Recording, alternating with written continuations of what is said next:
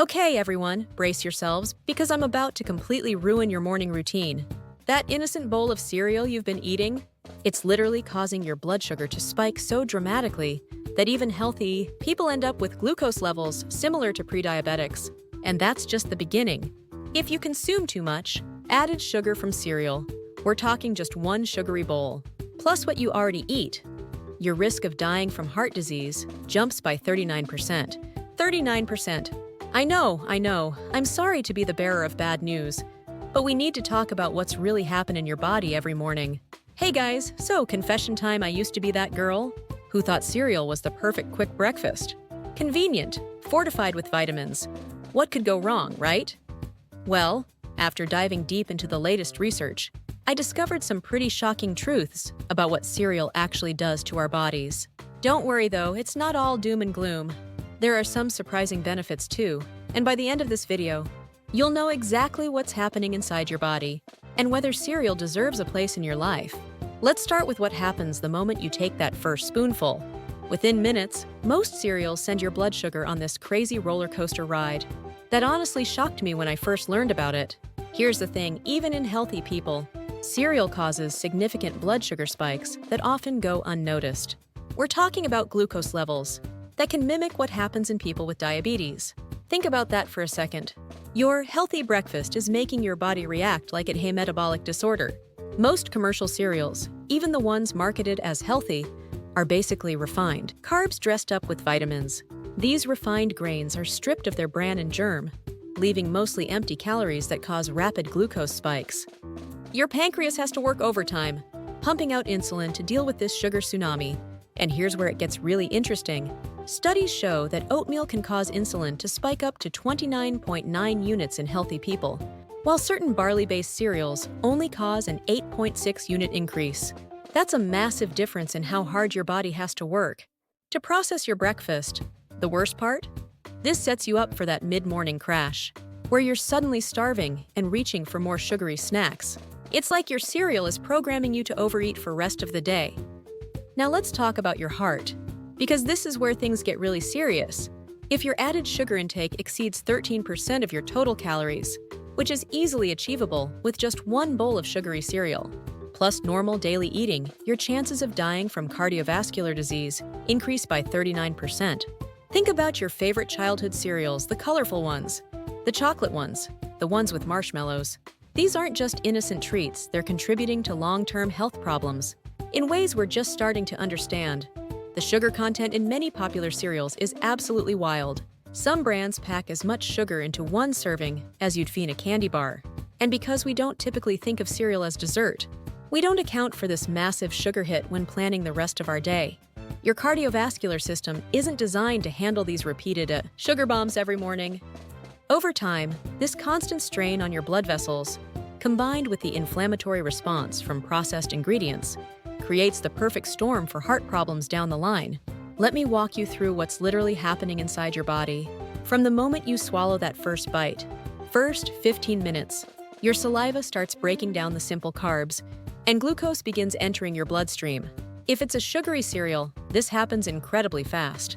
30 minutes, your blood sugar peaks, often reaching levels that would concern a doctor if they saw them on a glucose test. Your pancreas is frantically pumping out insulin to try to get this sugar into your cells. 60 minutes. Here comes the crash. Your blood sugar plummets, often dropping below where you started. This triggers hunger hormones and makes you crave more food, usually more carbs or sugar. 2 to 3 hours if you've eaten high-fiber, whole-grain cereal, you might maintain more stable energy. But with processed cereals, you're likely experiencing brain fog, irritability, and intense cravings. Throughout the day, your glucose tolerance for subsequent meals is affected by your breakfast choice.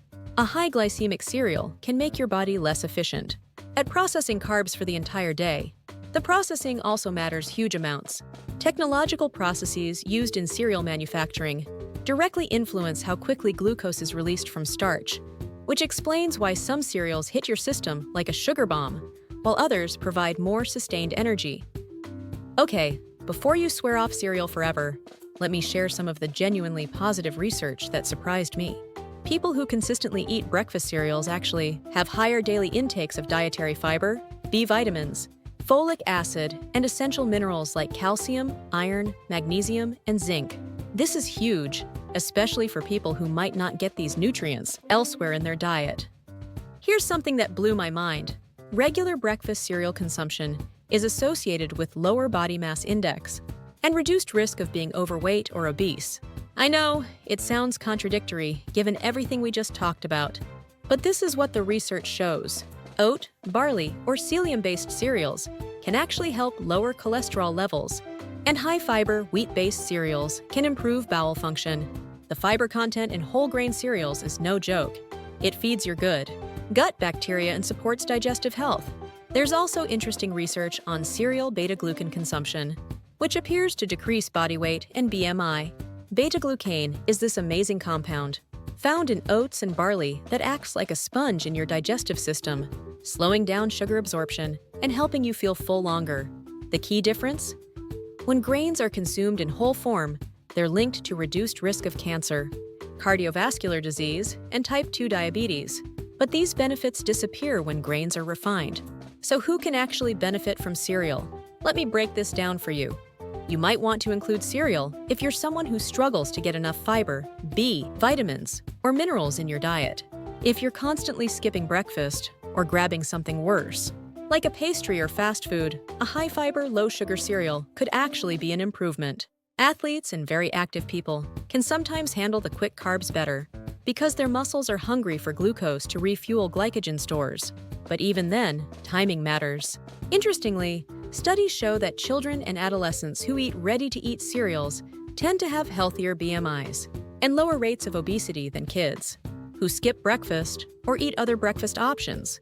This could be portion control or the fact that cereal eaters tend to be more conscious about nutrition overall.